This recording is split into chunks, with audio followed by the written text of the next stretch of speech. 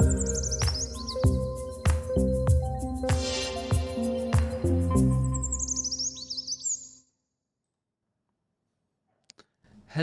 this is welcome to the EchoSystem. This is Uji. I'm here with Lola for our weekly conversation on the artist landscape, the music landscape, how we navigate it.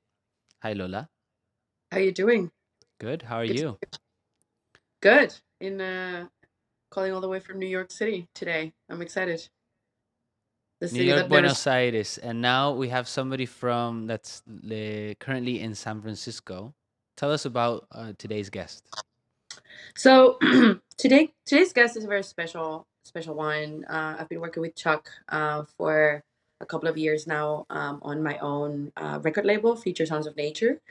Chuck is an industry consultant at Tonal Agency and works with artists and labels from all around the world. He's also an artist himself and he's leading a 6-person disco funk band, has worked with the teams behind Charlie Parker, Michael Jackson, Miles Davis. And he's also an advocate for representing the rights of music makers in the music industry. So a lot to talk about with him, I feel. Let's give him a nice warm welcome. Hello, Hi. Chuck. Hi. Hi, hi. Hi, Chuck. Welcome Hi. to the ecosystem. It's such a pleasure to have you with us. We've been working together on our own, like my own project, Future Sounds of Nature, with Eli from Soul Club, and we wanted to, start the conversation first with a short introduction. What got you into music? How did you end up doing so much? Also, like especially behind the scenes, and then we can take it from there. Sure. So, music in the urban landscape, growing up in Philadelphia, which is close to New York, here in the United States, and being able to walk to school back home in the afternoon, you could take your money and go to the record store and buy things. And I was really drawn to music very early on, especially because of what was coming out of the UK. And New Wave was really the first hook for me. So we're talking about artists like Thomas Dolby. Duran Duran was probably my favorite group. Um, and there was a big intersection. You can read Tim Lawrence's book Life and Death on the Dance Floor. I highly recommend it. It's a series of books about the development of music and disco. The first one being Love Saves the Day. But the reason why I mentioned the book, Life and Death on the Dance Floor, which covers 1980 to 84, is that during that time, there was a real intersection of like, okay, you're listening to pop music and new wave, and then that's intersecting with funk and disco and kind of all these sounds that in Philadelphia growing up. And I think this is important. I know I'm giving you like all the way back, but I think this is really important to the story and why we're all into music and electronic music, because I don't even think of the word electronic, I think of dance. Um, and so this book covers kind of the intersection of what was going on in New York with like Madonna coming up, but then like club scene and how all these things were moving together. And I was only 13 years old in 1984, just to give you an idea. But these things are still filtering through the radio to me. And you didn't really know what a black artist was, or was it a pop band, or was it this? Like, to give you an example, George Clinton, who's the mastermind behind Parliament Funkadelic, a big sprawling funk band from the 70s and into the 80s, into even he's still touring. He's 84 years old. Um, I didn't realize that Atomic Dog by George Clinton was a black record, right? I Mm. thought it was a new wave. I thought it was like Thomas Dolby. It was something that hit my ears, right? And I would have my dad send me records, buy records for me while I was at summer camp, like Cabaret Voltaire or Blanc Mange, these really obscure British groups. I'd read the magazines for the advertisements.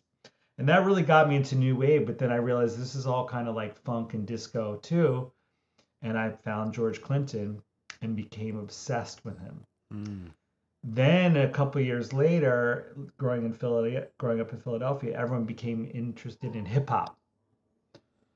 And hip hop was using all these funk records like James Brown, George Clinton. I didn't really care about the rap so much as I cared about the music. About the So sampling. the sampling. So I went and started buying records and also finding the C. This was a big era of CD reissues. So I would get these imported Funkadelic CDs from Japan and trying to find everything before the era of YouTube and being able to track down records. I had like 11,000 vinyl records by the time I Oh was done wow. collecting. I sold that Wow. collection. So this was extremely like got me into music and I was obsessed and that's how I got the nickname Chuck the Funk. I put an O on it to make it extra funky and I got that nickname in high school and then into college. And that's what got me interested in music. But I went to university for cartography, Oh, which is Wow. map map making. making. Wow. Because, and this is why I'm so glad to be here with you two today, because there wasn't a resource like EchoSystem. There were there were books, like I had a book as a teenager, like how to make a vinyl record. Like I had a book about it, but there was no. And also, I went to school in University of Colorado, way out. So there was no like guide to say, here's what a music industry career is like. You like music, maybe you're not the most talented musician. I developed my skills over there. Here's what a music industry career looks like. So I went into cartography. And I'll just conclude and let you ask some more questions. But so I did the cartography thing. George Clinton kept showing up at my university for like 6 night performances and such. So I got the opportunity to meet him. I showed him all my records. I have his records going back to 1959 because that's when he got started. I had him sign all my records. And I was like, George. And that's George behind me. Or that's George behind me on the wall. Yeah. So Shepard Fairey, who's the visual design artist, he made that poster of George. I said, George, I'm gonna sing with you guys. He's like, who the funk are you? And he's like, well, you kind of are the P Funk Encyclopedia. Okay. So I persuaded members of the band, there's about 40 members of the band. I persuaded each one individually that I was going to perform with them. And I did that once, and then I quit my job as a map maker, and I went on tour with the band in the mid to late 90s. So that's like my Nice. origin story. Nice. Yeah. Wow, beautiful. Beautiful Yeah. story.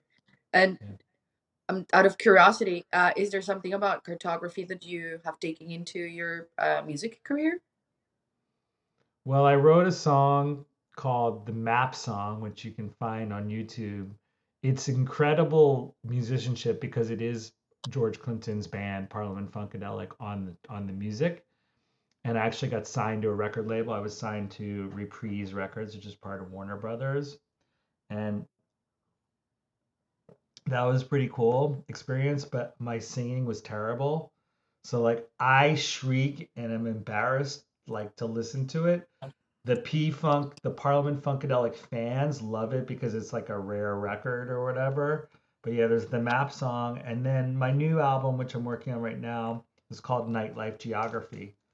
So what I wanted to do with this album is really evoke my memories of like late nights and clubbing and certain venues, and so like trying to create a map um, is of and there's another song on the record called On the Map.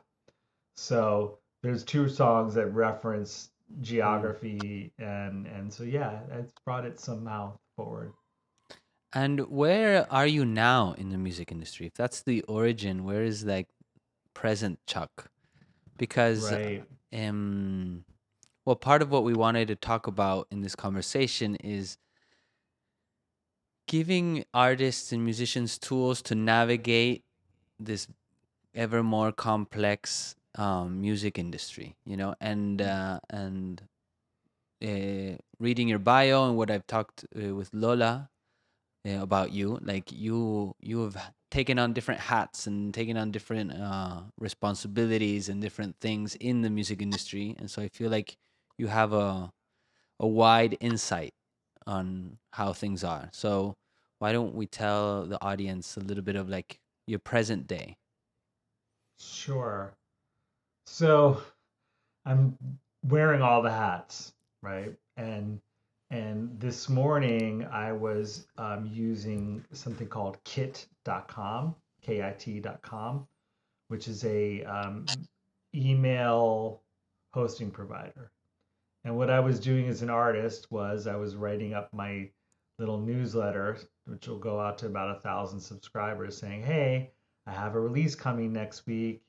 And one of the things that I think is so special about it is I went through two different mixing engineers and two different mastering engineers to get the sonics of what I want. And I think coming from old, like these engineers in different era where like things weren't done through like a Udio or a Suno AI, like there was like you had to go to this huge like audio engineering school to do it. So like I have very particular taste in what I want to accomplish as an artist that I would love to share that with people that are just coming up because I want them to know how thoughtful people were in the past about audio, sound design, and specifically like this track that I'm releasing. It's called Feeling Wide. I referenced a particular engineer named Alex Sadkin. This guy died when he was 37 years old in a motorcycle accident in Bahamas, where Wow. Compass Point Recording Studios is. Hmm. They did Sly and Robbie and Grace Jones and all these. They recorded Rolling Stones there. This guy was the engineer. I mean, he. I mean, I'm trying to think of all the albums he engineered. So I was trying to reference this. So I'm really excited to promote this. So I'm in the tool, right? That's like one little specific thing to give you the wider vision, right? With these multiple hats. Artist.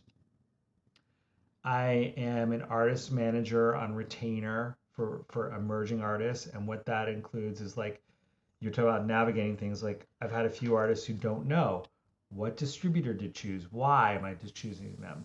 How much marketing support are they going to give me? Like how good is my music in the landscape? Like I can help you understand where your music fits in the marketplace. That's a service I provide for emerging artists at a monthly fee because a lot of emerging artists aren't bringing in that 15% that a manager normally takes, right? Mm. On the other end of the spectrum, because I started with George Clinton, which was a volunteer, like in the mid when 2000s, I helped him get his YouTube channel up, his Twitter account, all those early things of digital, because he said, "Oh, Chuck, you're so smart with this. Like, I kind of worked in tech at the time. You know all this stuff, so can you do it for me?" That turned into like a real business. So later today, I'll be working on the social media calendar for the estate of Michael Jackson, and they post like once a weekday on Facebook, Instagram, and Twitter. And those are the channels. They don't do TikTok. So I'll be working on his calendar, or I did Charlie Parker, the legendary jazz saxophonist, and I'm also today going to be working on some content for Sheila E. The social media stuff for legacy artists is something that it just fell into my lap, and I'm growing my business with that. It's not something I particularly enjoy doing. And I'm also the label manager for Soul Clap Records, which I'm an artist on. And I probably need a few interns. I'm doing too much. I just sent out promo for a new release that Soul Clap is doing. Sent that out this morning. So it could be any one thing at any one time. But there's so many things I want to talk to artists about, like from that quality sound design I mentioned, down to like, hey, artist X, let me show you why you need to know everything about publishing and how not deadly, what's the word for like how skillful is how experience is going to make you in the world of larger music because people really need to understand all of the revenue sources that can come in from a recorded piece of work or a composition that's underlying that recorded piece of work. So there's so many things I do, and I'm trying to be concise to explain it all, but Yeah. yeah, that gives you an I mean, idea of what I'm doing today. it definitely resonates with uh, uh, both of us, I believe, because we are all our own managers, our own social media managers, our own like newsletter managers, the composers that, like we're all, I think a lot of artists, especially like the smaller ones, can relate to this. Like, okay, we have to wear multiple hats. You have to be on social media. What do you need to do? How can you be engaging and make time for your music?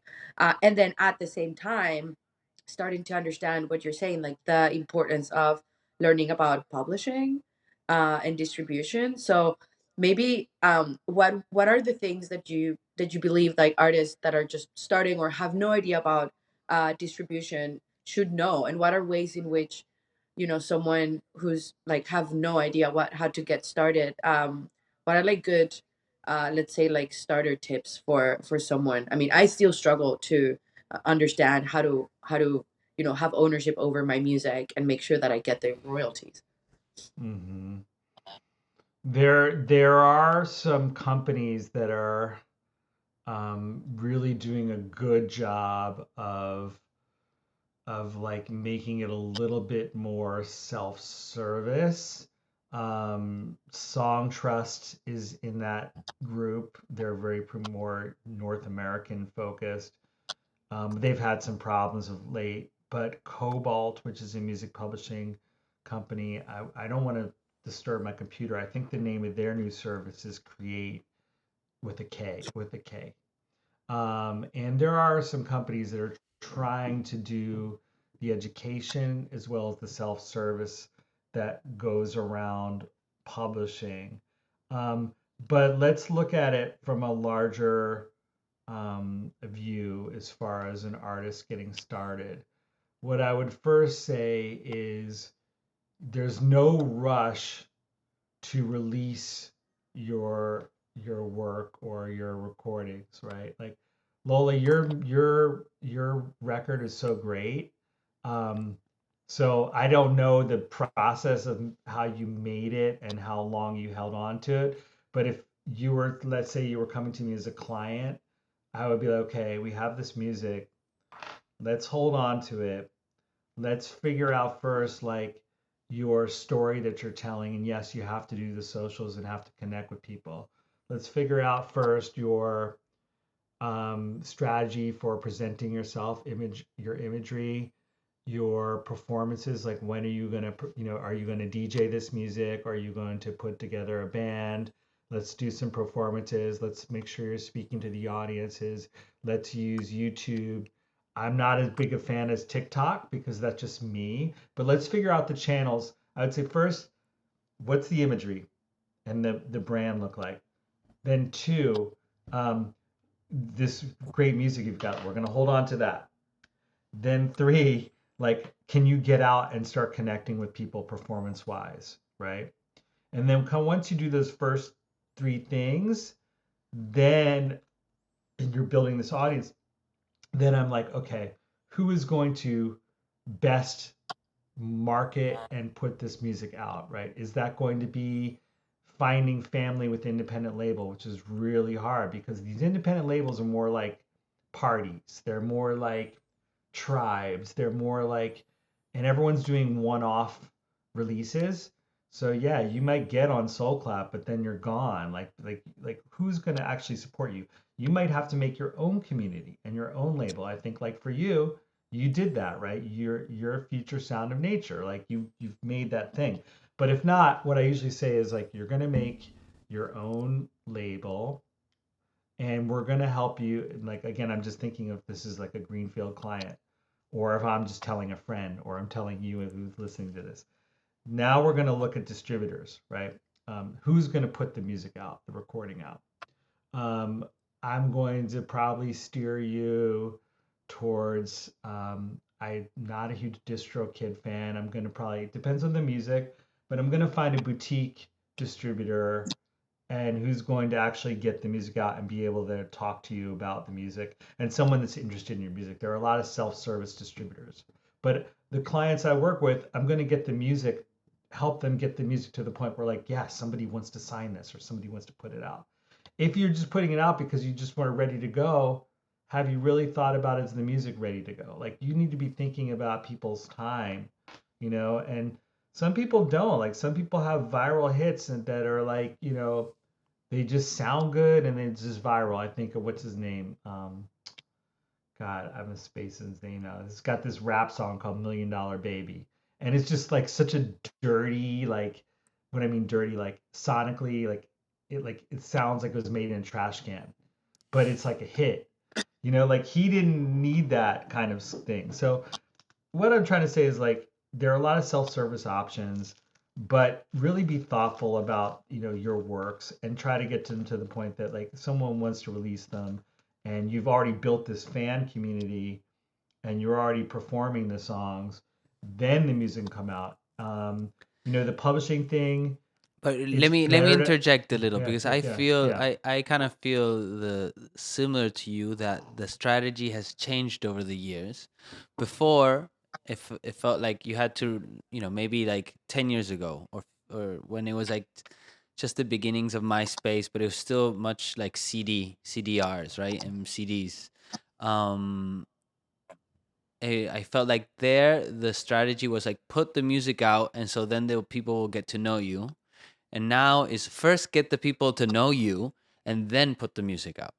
And so I see that the artists release their debut album when they already have a fan base built up through singles, through tours, through social media. So is this is what you're saying, is like first focus on creating that community, creating that connection, and then figure out and then put the music out where either independent or with some of these like boutique labels and distributors.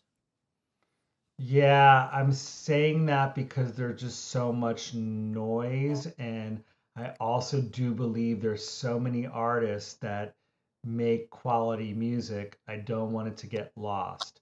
Hmm. So like with Lola's album, it's really good, but I hold on to it like an asset. So it doesn't have to be like this, but it doesn't have to be like this. I guess it's just I'm saying they can be in parallel. And I'm not saying like they have to, one has to come up to the other, Hmm. right? It's Uh, interesting because I've heard that because of, oh shit. Oh, What happened? You're here. I'm here. Yeah, Do you you're hear me? here. Yeah, yeah, perfect. Sorry. yeah, Because of the way that people are listening to music nowadays, meaning streams, that it is actually smarter to release like constantly but less. So people don't listen to albums anymore, meaning that instead of giving them your entire album at once, that people will hardly listen from the beginning to the end. Not that like I do that, but like, that it is like smarter to just like start releasing singles constantly. So they're like you're feeding your fan base differently. I know your thoughts about that. yeah. I mean, I'm going through this with Soul Clap right now with Soul Clap Records because I've got an album coming, and I was like, yeah, I'm going to just release each song as it gets done because it takes an extraordinary financial commitment for me to even make the music, and it's just going slowly. And I'm like, can we release the next one? They're like, no, you need to finish the album first and just get it done. That's because the record label only has a certain amount of resources to market, this stuff. So it's like the idea of doing additional singles can be problematic from a marketing expense perspective. Hmm. And I also think it's about how do you tell stories. Some people may not tell stories in albums. Like me, I'm telling a story with this album, Nightlight Geography. It's almost to the point of being conceptual. My last record was conceptual, was called Reprise Tonight, and it was all about the lifespan of a party from pre-gaming, and the last track on the album is called 11 a.m. So you can Hmm. get the idea what that's about. Nice. Um, so it had to come out as an album. There were a few singles. So it really depends on how you're storytelling. But yes, There are all kinds of algorithmic tricks and tips I can talk about if you really want to get down to that level. You're right. Releasing more frequently and less is better for the algorithms. Okay, interesting. But yeah, Yeah. but then it takes a big toll on like the marketing uh team, like actually making sure that everything is all the assets for every release are ready and in the right platform, etc., etc. So yeah, I can Yeah. understand it takes Yeah. So To artwork, a give you lot. an photos, videos, etc. All that stuff. yeah, there are rules around this even with the distributors. Like if you're going to do a single from an album, you cannot use the album cover art for that single. The way that you get around that, and what we do a lot with Soul Clap Records, is you just change the color scheme on the artwork, right? So for Oh wow. Amazonia, your album, if we had done a single, what we would have done is taken that cover and just like put a color filter over it to do it. So yeah, it can take a toll on the finances of it as far as creating more assets, and then also the finances as far as marketing, because you never want to drop a track, honestly, without a Facebook a meta spend behind it. Mm. You really should be spending money, and it's weird, but like you're like, but I'll never make that back. That may be true, but now music has become the loss leader for the rest of your career. Like it's become the market. Music is the marketing, and the rest of it is where you're going to make the money. Um, Right. So Okay, you delve actually, delve delve deeper into that. Like, what? How do you see that? okay? Well, I should say the music can make the money, right? Like we get sync requests that are very lucrative, which means syncing, taking the song and putting it behind a television ad, film, a TV show. It could be even a radio advertisement. So there are those opportunities that come up, but it took us a while as a label to get enough notice from people that know who we are to get that interest. So you unless you have something very thematic, like I could write a song about my favorite cookies are Oreo cookies. I don't know if that even translates because my accent, my Philadelphia accent, or Oreo. Now, just let's say I made up a song that was like more funky and wasn't an advertising song, but like somehow the Oreo executives got wind of it and they wanted to you could do something more general, like here's a song about um, my trip to Spain or whatever, and then all of a sudden the Spain travel authority like finds your song and wants to use it. Those things happen once in a while, but it takes a while for us as a label to get that notification, like that notice that people want to sync our things. But your songs could be picked up for sync, and that's the actual music making money. But to your point, Yuji, it's like what I mean by music as a lost leader, it's like your performance fees, um, your, like your ability to perform as an artist and show up and get paid to perform is probably where the most revenue is coming from. And for a lot of artists in my age bracket, they don't want to tour anymore. So they're like, how am I going to make my money? Merchandise. And there's just so many different realms to it, but I don't until you get that fan base, and we talked about building the community first, like getting people to spend on the actual music itself is very difficult. I just set up a band camp for Sheila E. She's a legendary artist, who's been with Prince and a million other bands, but like she's got a million followers on Instagram. So she's going to be able to convert some of that, but I see the conversions and they're not that great.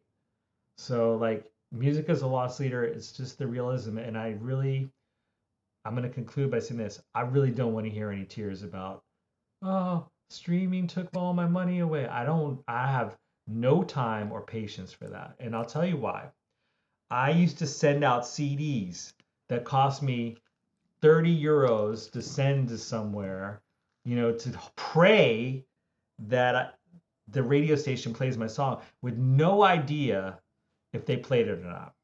Now I can look on the back end of Spotify and see, wow, I got these plays in these countries or whatever. I can use Apple Music has a radio monitoring service for artists that's free. Mm. So I can see that this radio station played me just by going into my Apple account. So I don't have tears for this people say the streaming took my money away. Like, no, you have to hustle how to find out how to make money, just like you had to hustle to get your CD played and pray that somebody played it. So the hustle to me is easier now, um, and it's more democratic. So I don't have tears for the people that say the streaming era just broke me. I just don't. Well, let's keep on talking about streaming because lately there's been a lot of controversy around streaming. Like there always has been. But lately I feel like it's picked up.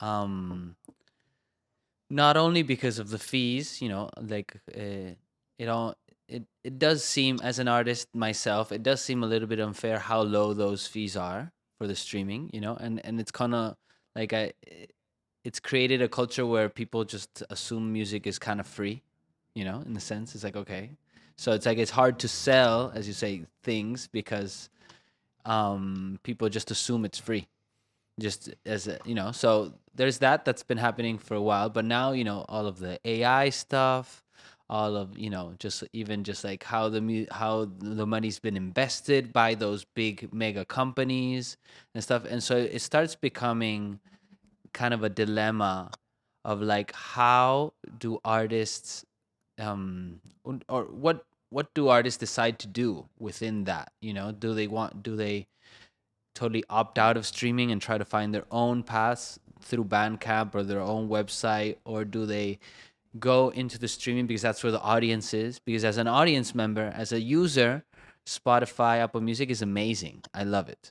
It's just like you can hear any music from all over the world at any in you just have to know what it's called, or not even not even know what it's called, and you can find it. But on Yeah. the back end, as an artist, sometimes it does feel like, hey, I'm feeding this machine. um I do feel I have my own suggestions to how Spotify could fix its algorithm to make it a little bit more equal, because I have a thing where maybe I'm a fan of your music, Chuck, and I've spent the entire month just listening to your music. Not my entire feed doesn't go to you. You will see very little of my money. And I'm Yeah. actually paying Spotify and only listening to you. So I feel like there's a few things that are just, I feel they could be much better skewed towards actually what you listen to. I'm not even talking about skewed towards more independent, or it's just like, okay, if you listen to it, you pay for what you listen to.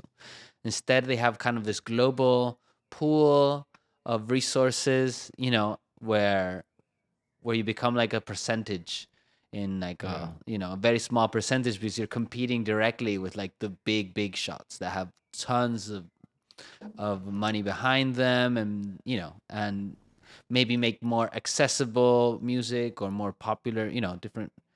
So I don't know if you have any thoughts on like how to navigate it. Where are we going with all this? Yeah, I think breaking that, what you're talking about is black box royalties, where like I pay my $20 a month to Spotify, and that's going to go all to Drake because he's the biggest artist, and it's that's messed up. I don't It's know how messed to up, and fix it that. yeah, and it's messed up, and it feels like it feels that the fair thing to do is that if I only listen to Lola and Chuck with that money that I'm paying Spotify, I maybe I hate Drake. Why am I paying Drake? Yeah, I mean, it even gets down to like people have been trying to solve the performance royalty situation. What I mean by that is like freaking you'll have a DJ play like a 70s disco hit, and I know the woman singing on that hit at a festival, and the crowds, I look out, I see every little young 21-year-old rolling their face off, loving the song, and this DJ just got an astronomical fee, something like $1 million to play this disco song, and the disco song person is sitting home broke in New Jersey. Okay, how is that happening? Yeah. So it even goes down to the DJ culture, like how do you fix the remuneration, or I should just say revenue? How do you get that in hand? So I don't know the answers to those questions. What I'm trying to tell artists is like, okay, let's make sure you're signed up with a neighboring rights organization like Rights Up, which I recommend for a lot of people.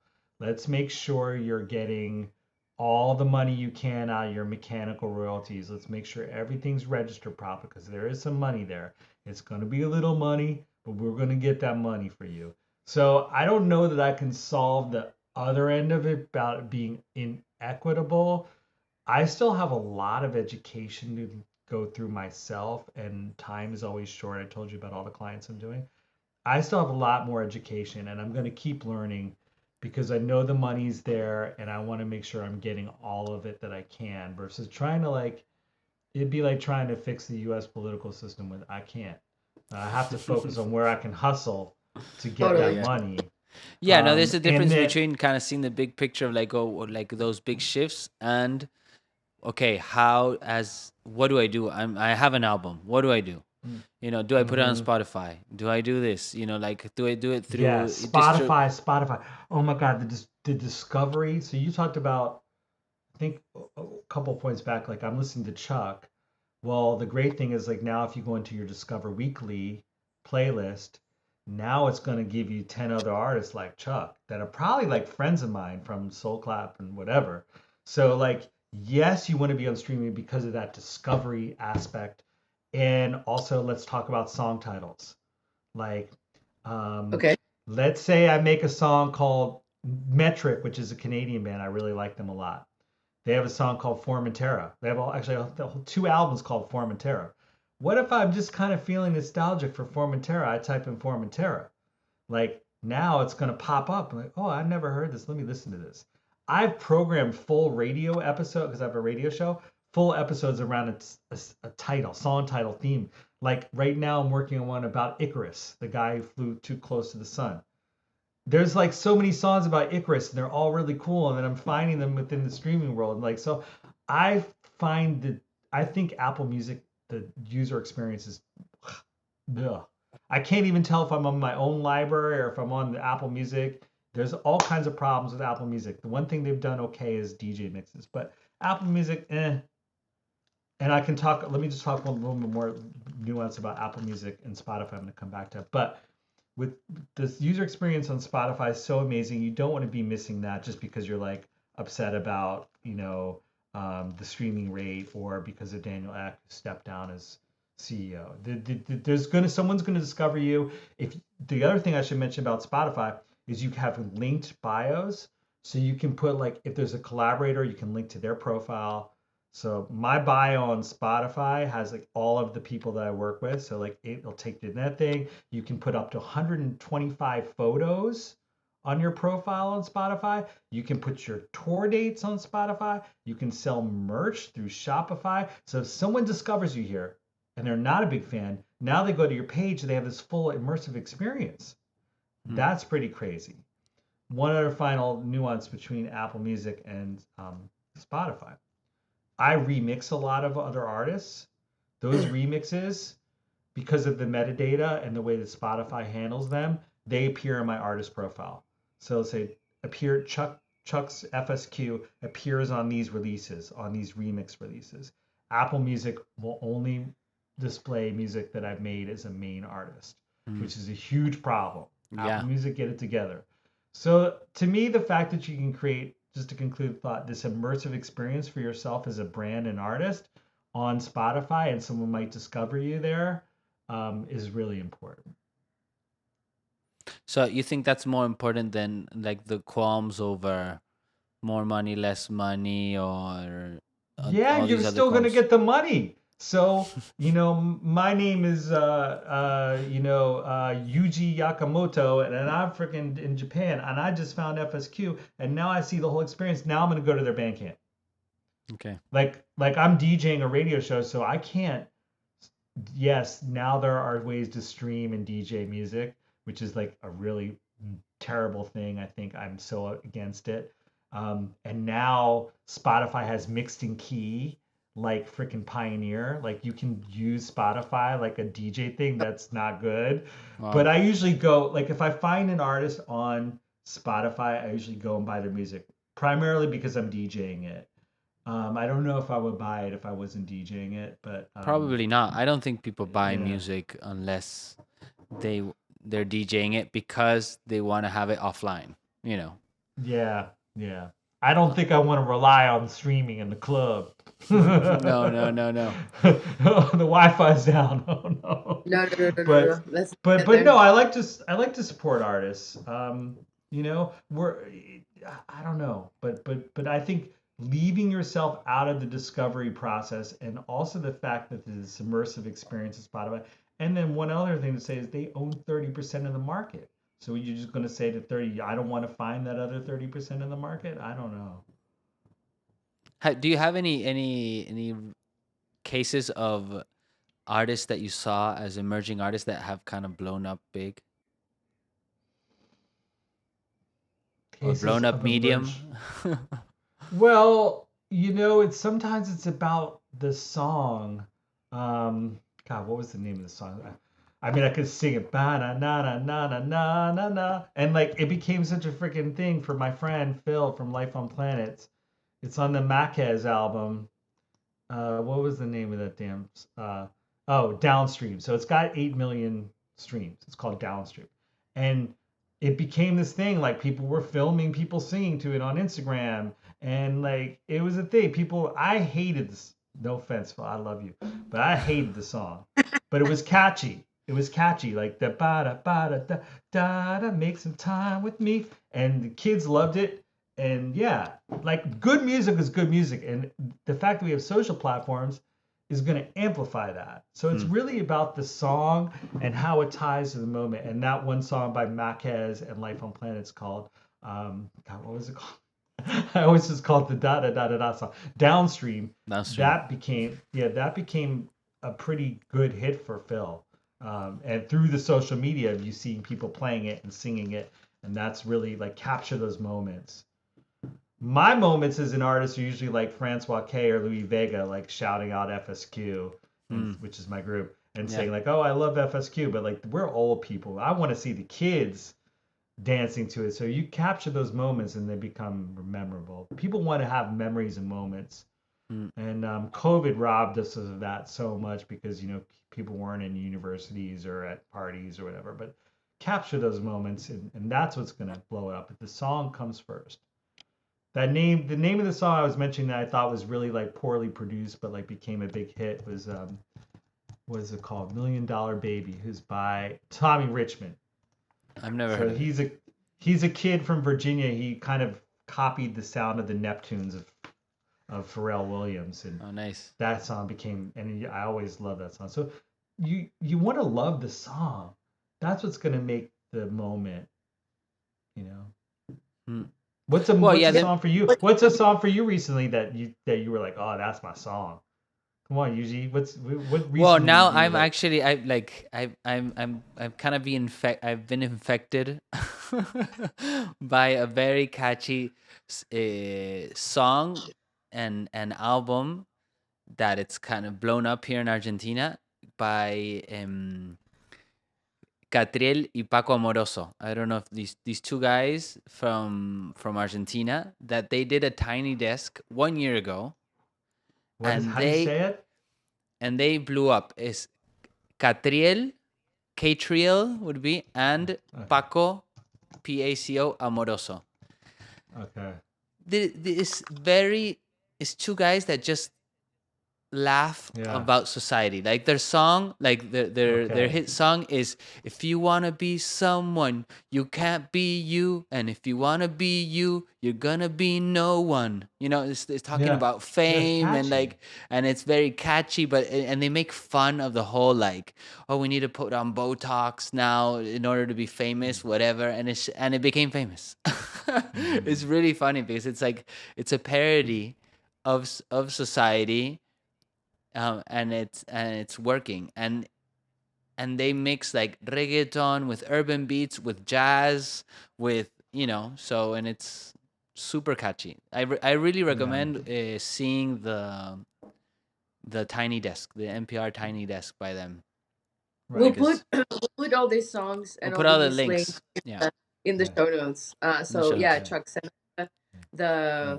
the Dollar Baby song and Yeah. all the songs Yeah. that you've mentioned. Yeah. I made some notes, Yeah. but yeah, we'll share all of these in the show notes. I I'm not experiencing something. It's like the complete opposite. I found this artist on Spotify. Um, I don't even know how to pronounce the name, but I'll call him Barcode because his name is like all these like thin lines. It's just this one line in like a million, like it's just like 20 of these lines. So it's impossible for me to find the guy. It is, and I think that's the point of what he wants to do. I think he just does not want to be found because What's the every time I'm song like, name? Give me the I'm like, song name. I really want to listen to the guy. I'm just like, I don't even know how to type this. And I just get like so mad at him, and I'm like, you're so I good. found it, I think. I think I found it because I typed in barcode and it came in with like a name. Yeah, I found it. I found it just based on your, is it just lines? Yeah, it's just lines. And the names of the songs are like Almost There, Entreat, Almost Outlook there. Remains on. Yeah. Yeah, but So so what? There's something going on here, actually. He used metadata to give an alternate title. So when I typed in barcode, his his name came up. So wow. this is like really like I'm an expert in this and metadata tips and techniques because the other thing is what is his if I said, hey, hopefully you don't have an Alexa or Siri in the thing. Oh, If I said, hey, play barcode, I guarantee you he would come up Oh wow. Okay. because supplied that metadata to Amazon and to Apple. You have to have a verbal of also an audio metadata tag so that people can find you. Mine's really hard because sometimes you say FSQ and it doesn't know what you're saying. So I've yeah. Uh-huh. actually supplied it EFFESQUE so that it's pronounced so that search engines can find you. Oh, But wow. I found them. So I'm looking at the profile. I'm following now. Yeah, no. Nice. I love the guy. I love his I mean, this is absolutely not pop or like, I don't think the guy will ever blow up, but he's incredible. And I was just like, how do you get people to find you? Because it was just impossible for me to be like, okay, I don't even know what to type. But I'm glad he's got his metadata. Well, on his artist bio, there's no bio. All it says is barcode, noun Yeah, pronunciation, barcode, and then he's got a link to his Bandcamp. yeah, So he knew that you would get what he was trying to do. right, right. So anyway, I find his profile fascinating, and I love his music. Their music. I don't even know. Uh, So what other tips do you have for us on metadata? Well, you should have a verbal, like make sure that you supply your distributor with like an alternate spelling or pronunciation of your artist name. Hmm. Um, Also, um, it's best for you to be the first art. If you're doing collaboration, don't you want to be the first artist in that collaboration because of the way it's going to show up on your artist profile. So like usually I try to fight for this with my clients is like you're okay, it's artist Y and artist X and artist Y, you're artist X.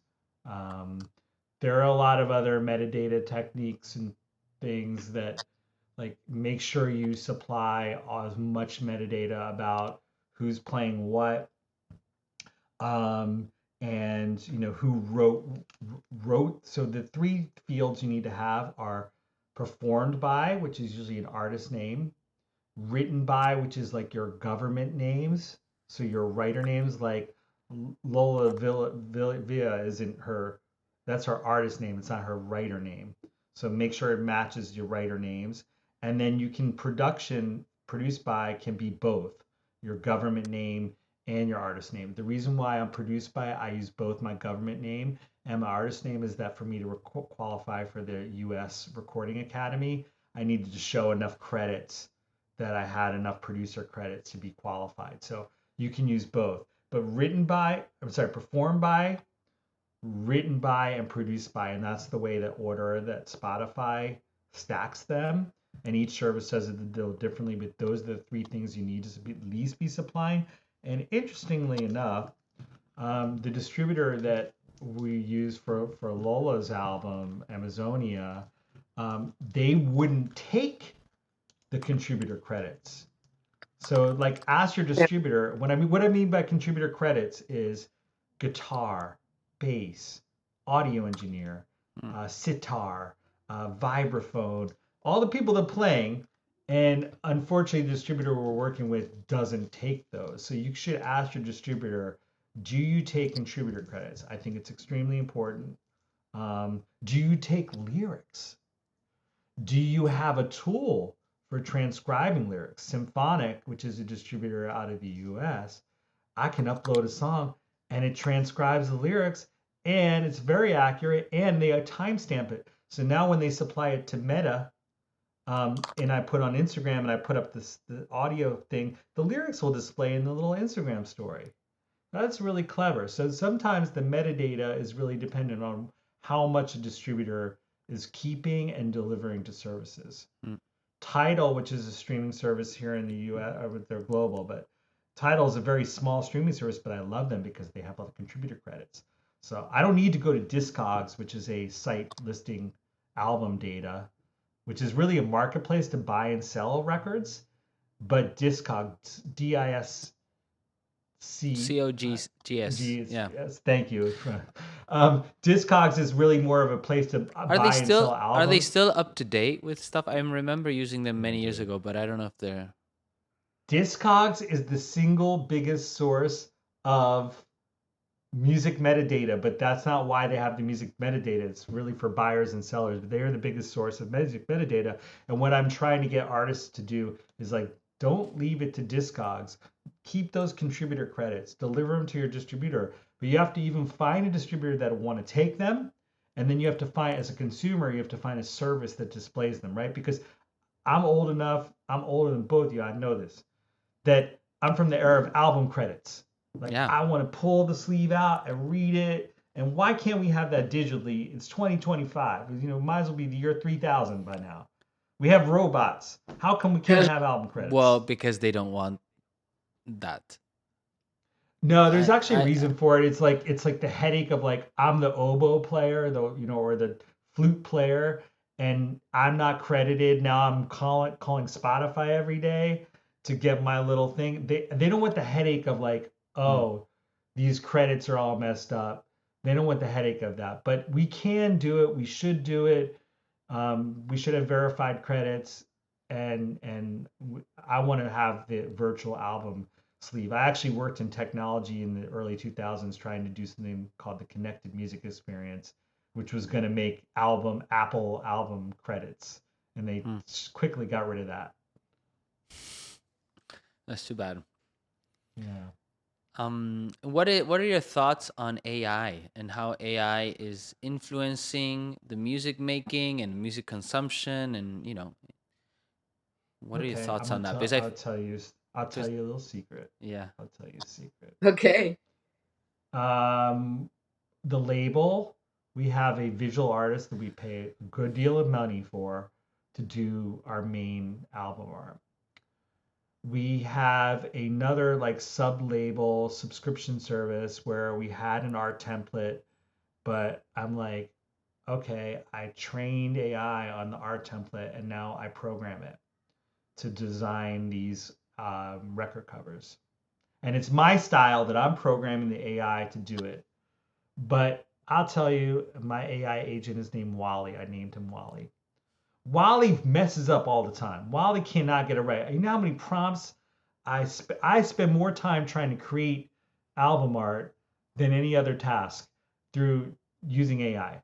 But the thing is, I don't have to pay someone else. So I'm using it as a tool, and that's one discrete thing. Um, I know people that use Udio to create music. It's not how I songwrite. And what they do is they separate the stems, and then these are multi-instrumentalists that are using Udio. Then they're replaying parts, and like, wow, that's a really cool music creation tool. You used AI to generate a certain song, a certain style. You broke down the stems, and now you're replaying parts, and you're making something polished. when going back to what I said about audio engineering and sonics, they made it sound sonically cool. So AI is like a production tool is or a composition tool is very cool. I write all my songs in my head and then I have to teach the musicians how to play them. So that's a very complicated process. I don't recommend it. So Mm. the fact that you can use AI as a composition tool, whether it be for art or for video or for music, is very cool.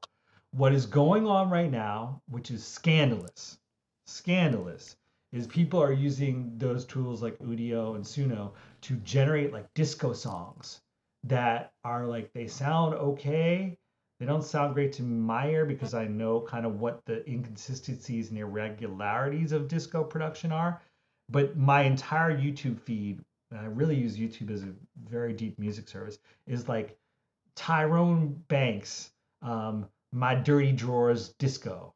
And it's like, yeah, the song's funny and it's cool sounding. It's fake, I can tell, and you're filling up my feed. And it's even worse what they're doing on Spotify because Spotify isn't really paying attention to what I was like, okay, I managed the George Clinton Spotify account, and now someone's delivered a song tune under George Clinton's name that is a fake song Mm. using AI, and they're making the money off of it. So there's so much fraud with AI. I really, as a if you're starting up as a producer, do what you got to do to make the songs you want to make. And if you use AI to compose the songs that you want to make, fine. But do try to learn the craft. And like I said, I went through two different mixing and mastering engineers to get this new song I've got called Feeling Wide done. But I that's me. I want quality in certain things. So I don't want to be that old head in the room saying don't use this. Use what you got to use, but also learn the technique of like not using that tool. I think what it comes down to is that no matter what, I think the same thing happened when the drum machine came out. That people freaked out about the fact that, well, drums are like machines are going to take over music now and there's not going to be drummers anymore. And, people panicked. And it comes down to like the drum machine can be a tool for you to make something and maybe a new genre will come out of it. But I feel like the biggest lesson here is that there is no shortcut for making music. Yeah, you can just program something No, but I think that basically there is a shortcut. I feel the problem is that there is a shortcut that it won't necessarily guarantee quality, but if you don't know how to play a single note, you can prompt, I want a George Clinton style funk beat that talks about my mama's birthday cake. Enter. I made one called "The World is a Toll-Free Toilet," which is a George Clinton line, and I prompted it and I got it to sound just like Funkadelic, and it was extremely scary. And then if I were to take that and extend and take the stems down, I could have produced more around it. So yeah, So it's a I feel little, but I can't be mad at the hustle. I mean, I don't know. Like you're right, and this is why it goes back to building community and performance first, because performance is the real thing, and or at least it could be Milli Vanilli. I don't know. Performance is the real thing, and community around you is real. So you need to have those two things first, because, like you said, you could just make it up and just. I Yeah, well, mean, I think I have like two thoughts, they're opposing thoughts. As an artist, I feel that the creative process is the the jewel, most is the most important thing of the whole thing. Actually, like I want to make music. I like spending my time making music, and sometimes music is challenging, and there's like riddles that you have to solve. It's like, how do I resolve this, or how do I make this to sound right? And there's like these riddles and stuff, but I feel that through that you start learning and growing as an artist. So as an artist, I feel that the creative process and not taking the shortcuts is actually what builds you up as an artist. But as the hustle, as the business, sometimes you want to be more efficient, more faster, or even like, hey, oh, if I make something that sounds like Justin Bieber, maybe it'll sell more or whatever. And I don't know how to do that. I just press play. So it's like it's a little bit. I'm kind of like between these two sides of. I agree. Like as a tool, it's good, but if it totally erases the creative process, then I think you're missing out as an artist. Actually, like you're missing out on like kind of you're like I don't know if it's in English. In Spanish, there's a síndrome de impostor, like imposter syndrome. Yeah. Kind of like I couldn't imagine not feeling that if I were just kind of faking it, and just kind of using AI and being like, "Hey, I made this," and it's actually I don't know how it's made. I still don't know Ableton, You and still I don't don't know know Ableton? why. Well, you I need to don't take know one of our why. courses then. Uh, Yeah. yeah, I need to get a better computer too first, but that's just because it became down to a time thing. It's Mm. like, do I want to go work with one of my engineers and work on the song and learn the parts of the song and play it and do it in Pro Tools and have them kind of shepherd it, or do I want to like I need to learn Ableton. I need a new Mac tower and need to learn Ableton, but Well, it's just something I it's something I've neglected to learn because I just like the way I'm composing is just totally different. you don't need a Mac tower for that. Just No, you know. any laptop will do. But I talk a lot about this. Like, there's two ways to go. One is, okay, I want to learn everything and do it all myself. But another thing is like collaborating is such a nutritious process. So it's like, okay, I don't need to learn how to master and mix and record and play the guitar and play the drums. Hey, let me call a drummer. Let me go record with somebody. Let's meet up. So there's something about that is also being lost. The collaborative process. Like, music was only collaborative. Like, now I can make something sound like the Funkadelic being just myself on the computer, whereas before it was impossible to do if you didn't have that band of how many people you said it was 30. Yeah. So there's something about like keeping that alive, and music is a language, and you're talking with somebody else, and like even though we can make it on our own, it's just like I feel like we're forgetting things as a society, like how to collaborate, how to like go through the pains and the process of the creative act and going through friction. There's somebody that talks a lot about like this the society is looking for less and less friction. It's like you Yeah. want it to, and so I'd rather talk to AI that agrees with me than to talk to somebody that doesn't agree with me. Like less friction. Um, but we learn through friction. There's something that we grow through friction. Like it's almost like part of our brain becomes atrophied if we don't have that friction. Because it's kind of all like, like I think I was hearing somebody talking about like the dating scene and the apps. Like, people forgot how to like talk to somebody that they don't know. It's just like they panic. So it's like there's something about friction and that actually makes us grow, and technology tries to remove Get rid of. friction, get rid of friction, but there's something that it it helps us in many ways, but it hinders us in other ways. So I feel it's a very interesting conversation to be thinking Yeah. about all this. Maybe Absolutely. for our next episode, For next episode. the importance of But friction. I wear out my collaborators. I'm like, no, that's not the drum sound I wanted. And the poor collaborators that work on FSQ really thank you because that is the most rewarding thing. Like this next song I've got coming out next week, Feeling Wide, it's like sonically, it's like one of the top 5 things I've ever done. And it's like, it's fulfilling the dream of how I heard it in my head. That's why Oh, for me, it's really interesting with working with collaborators because I hear the song in my head. Then I have to somehow make it all the way to the end to the master that it's going to sound like I've originally heard it.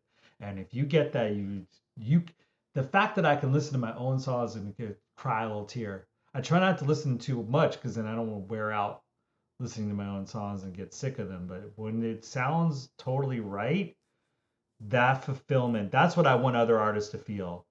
But I also want them to be able to smell their own farts or their underarms or whatever. But be able to smell your own farts. Like if you can't tell like that there's something you're that attached to it and you can't tell something wrong. Oh man. Yeah, that's super important. So Take those a are critical two ends. work. Yeah. Yeah. Like your album sounds wonderful, Lola. So and I I wouldn't say that unless I really feel that. Like, like that's just. Yeah, I mean, I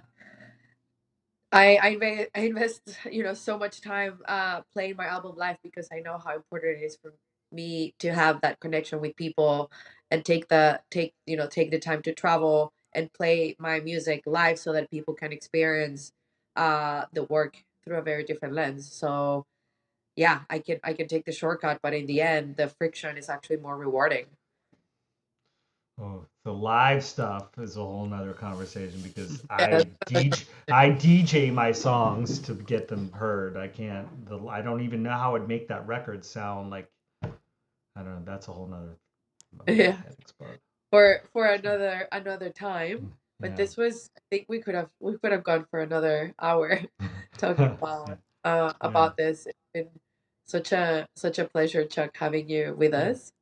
What A an pleasure to honor. be with you.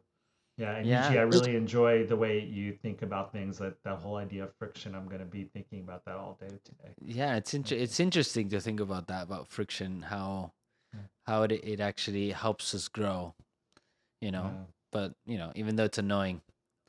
If so maybe to kind of like to close out, like if you want to tell people to go listen to one thing of yours, what would you go and tell them to listen to? This This this new one, which is called Feeling Wide. It's a single coming out on Soul Clap.